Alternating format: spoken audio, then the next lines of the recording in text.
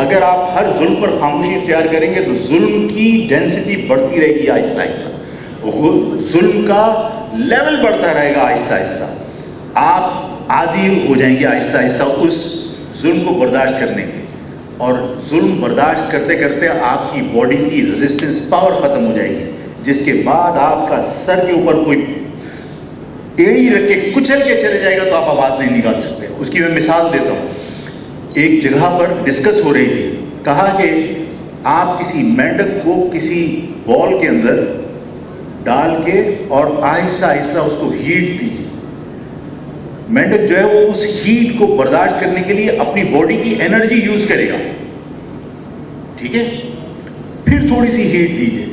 وہ پھر تھوڑی سی انرجی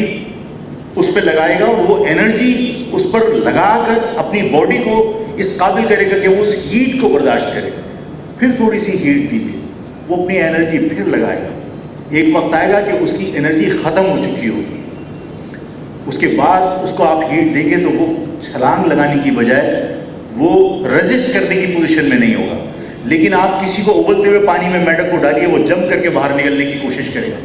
آپ کے ساتھ اسی مینڈک کی طرح ہو رہا ہے کہ آہستہ آہستہ ہیٹ دی جا رہی، آپ اپنی انرجی ویسٹ کر رہے ہو برداشت کر کے، یہ برداشت کرتے وقت بھی انرجی لگتی ہے،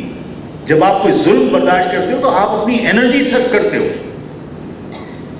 اور جب آپ اپنی انرجی وہاں کنزیوم آپ کی انرجی ہو رہی ہوتی ہے تو آپ آہستہ آہستہ ویک ہو رہے ہوتے ہیں، آپ کی ریزسٹنس پاور کمزور ہوتی چلی جاتی ہے، ایک وقت آتا ہے کہ آپ کے اوپر پھر تھوڑا سا بھی ظلم ہوتا ہے تو آپ سرنڈر کر دیتے ہو، اس لیے کہ آپ لڑنے کی پوزیشن میں نہیں ہوتے،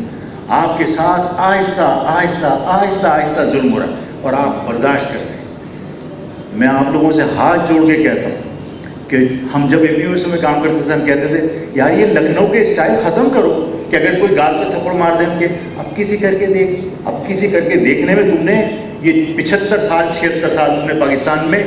گزار دیے برداشت کر کے، اب آپ کو متحد ہو کر یہ فیصلہ کرنا ہے کہ ان کا جواب تم پتھر سے دو گے تو اپنی قوم کا مستقبل بچا سکو گے، اپنی آنے والی نسلوں کو اندھیرے سے بچا سکو گے، اپنی آنے والی نسلوں کو غلامی سے بچا سکو گے، اور اگر آپ اور میں اپنی آنے والی نسلوں کو اندھیرے میں چھوڑ کر گئے، غلامی میں چھوڑ کر گئے، تو میری نسلیں آپ کے گھر اور آپ کی جائیداد یا آپ کی دیواروں کو چاٹیں گی نہیں، بددعائیں دیں گی مجھے اور آپ کو، یار یہ محل بنا کے کس کے لیے گئے ہو؟ غلامی کی اس عمارت سے بہتر یہ نہیں ہے کہ میں آزادی کی جھونپڑی میں رہوں،